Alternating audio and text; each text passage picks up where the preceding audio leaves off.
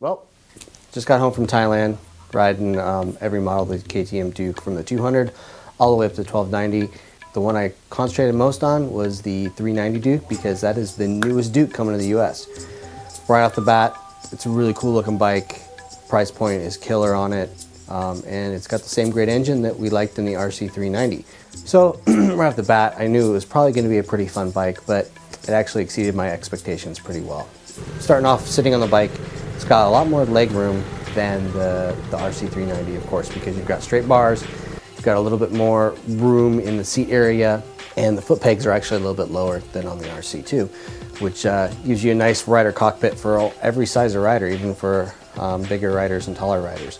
6 foot tall, might be pushing it, but my 5'10" frame fit perfectly on the thing. It's got all the same amenities that the RC 390 has, you know, upside down forks, trellis frame, fuel injected motor, 44 horsepower, same gauges, brakes by Brembo. They're not Brembos, but they're by Brembo.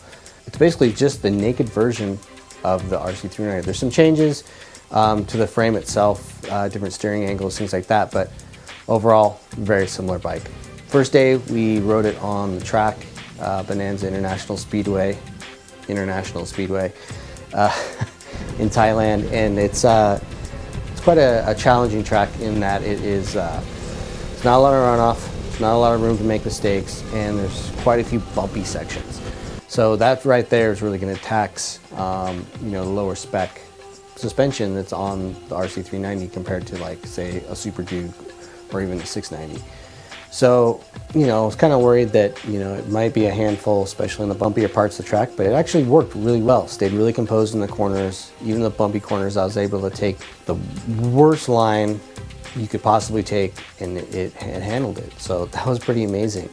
Of course, for me, it's a little soft, but it's not uncontrolled. The dampening, the compression, the rebound settings are pretty much spot on the thing.